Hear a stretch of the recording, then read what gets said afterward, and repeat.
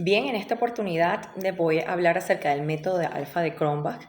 El método alfa de Cronbach es una fórmula estadística que se utiliza para medir la consistencia interna de un test psicológico como tal.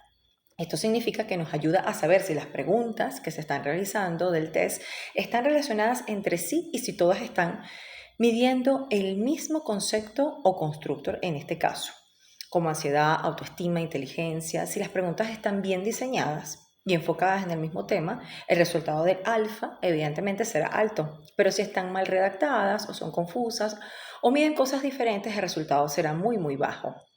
Este método se aplica cuando el test, que tiene varios ítems o varias preguntas con respuestas en escalas numéricas como del 1 al 5, el alfa de Cronbach, se expresa como un número entre 0 y 1. Y mientras más cercano esté a 1, mayor será la confiabilidad del test. Entonces, es una gran herramienta y es muy utilizada no solamente en psicología, sino también en educación y en otras ciencias sociales para validar instrumentos de evaluación. Bien, entonces la preparación de los datos, importantísimo porque para aplicar el método primero se organiza la información en una tabla, como se muestra allí. En este caso se tienen las respuestas de 6 sujetos a 12 ítems del test. Entonces, cada fila representa una persona y cada columna representa una pregunta.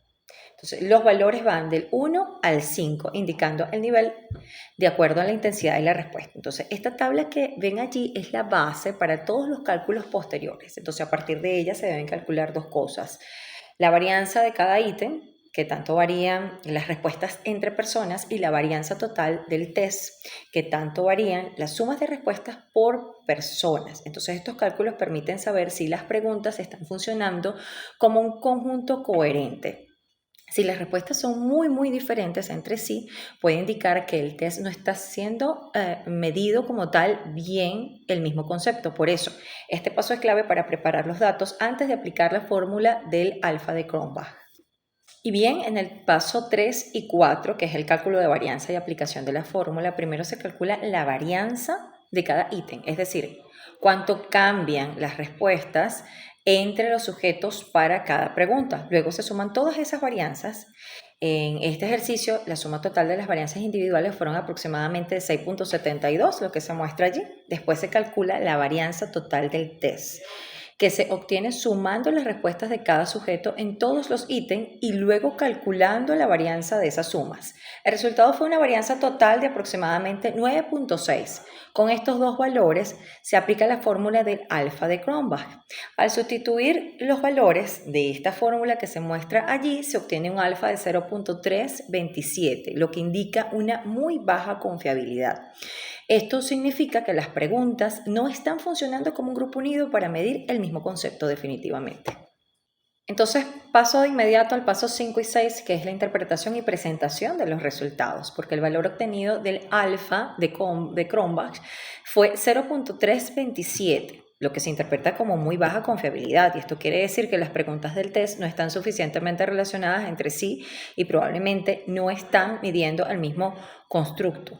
En psicometría, como tal, se considera que un alfa por debajo de 0.60 indica que el test necesita ser revisado inmediatamente. Para presentar estos resultados se pueden incluir una tabla con las varianzas por ítem y las varianzas total del test. Además, se puede presentar también un gráfico que muestre la distribución de las respuestas. En este caso se muestra una tabla y este tipo de visualización ayuda de alguna manera a entender mejor cómo se comportan estos datos y refuerzan la interpretación técnica, como se muestra también en el informe.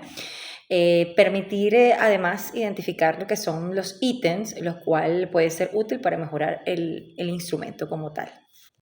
Como paso número 7 y punto final, dentro de lo que es la conclusión, el análisis realizado muestra que el test tiene una consistencia interna muy baja, lo que significa que no es confiable para evaluar el constructor o que se propone, y esto puede deberse a que las preguntas están mal formuladas, no son claras o están midiendo cosas completamente distintas. Por lo tanto, se recomienda revisar el contenido del test, agrupar mejor los ítems y realizar ajustes, sobre todo a la redacción redacción de las preguntas para que el instrumento sea más coherente, de un resultado mejor, para que se pueda aplicar. También sería útil aplicar el test de una muestra más grande y diversa para confirmar estos resultados, y un test confiable es fundamental para obtener resultados válidos y útiles, especialmente si se va a utilizar para contextos clínicos, educativos o de orientación personal. Entonces, este ejercicio como tal demuestra la importancia de evaluar técnicamente los instrumentos antes de utilizarlos en la práctica profesional.